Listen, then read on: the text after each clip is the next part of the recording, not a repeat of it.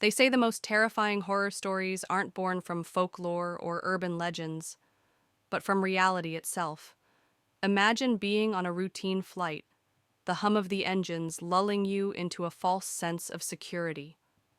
You glance out the window. Clouds stretch endlessly beneath you. Everything seems normal until the descent begins. Not a gentle glide, but a rapid, unrelenting plunge. The worst part? No one, neither the passengers nor air traffic control, knows why.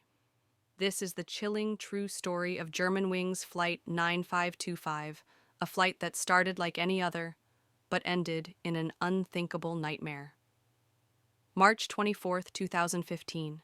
Passengers board an Airbus A320-211 at Barcelona El Prat Airport, bound for Dusseldorf, Germany. Among them, business travelers, tourists, and a class of high school students returning from an exchange trip. Excitement buzzes in the air. In the cockpit sit two pilots. One of them, 27-year-old co-pilot Andreas Lubitz, seems unremarkable, just another professional at work. But behind his blank expression lurks something far darker. A secret, a plan already set in motion. At precisely 9:27 a.m., the aircraft lifts off the runway, climbing steadily into the sky. For the first 20 minutes, everything appears routine. The captain, a seasoned pilot, chats with Lubitz. Passengers sip their coffee. No one suspects that in mere moments, their fate will be sealed. At 9:30 a.m., the captain makes a simple decision, one that will cost him his life. He leaves the cockpit, likely to use the restroom.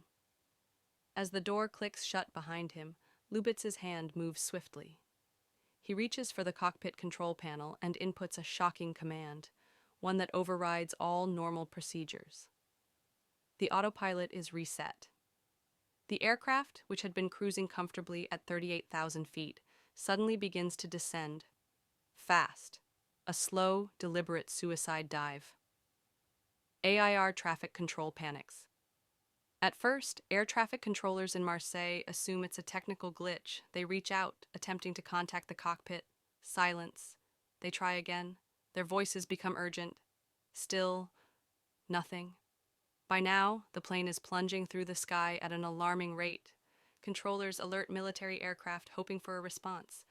A warning is sent. Inside the aircraft, passengers notice the descent. The mountainous terrain below grows closer. The captain, realizing something is terribly wrong, rushes back to the cockpit. He knocks on the door. No answer. He knocks again, harder. Then he pounds, shouts, pleads, but the door, designed to withstand forced entry, is locked. Lubitz has made sure of that. The passengers, sensing something is terribly wrong, begin to panic.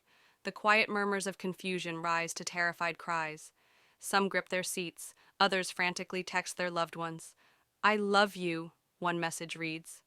"Something is wrong with the plane," says another. The captain, in a last desperate attempt, tries to break the door down, but it's useless. Outside the cockpit, chaos. Inside, silence. Lubitz breathes steadily, eyes locked on the approaching mountains. At 9:40 a.m., just 13 minutes after the descent began, the aircraft vanishes from radar. A deafening explosion erupts in the French Alps. Metal crumples, fire engulfs the wreckage, all 150 souls on board gone. The world is stunned. How could this happen? Was it a mechanical failure? A terrorist attack? Investigators scour the crash site, searching for answers. Then, one discovery sends chills down their spines. The cockpit voice recorder. As they listen, the horror unfolds. The captain's desperate pounding, the passengers' cries, and Lubitz, saying nothing. He had been planning this, waiting for the perfect moment. Further investigation unearths a disturbing truth.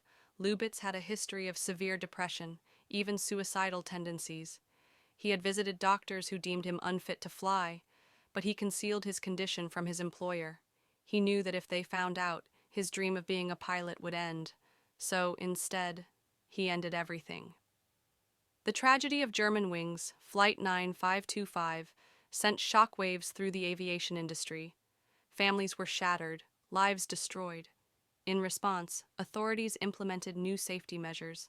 Now, at least 2 crew members must be in the cockpit at all times, but that doesn't erase the horrifying truth. One man, one locked door, one decision, and 149 innocent lives stolen in an instant. A plane is one of the safest places to be, until the danger isn't an engine failure or a storm, but the person sitting right next to you.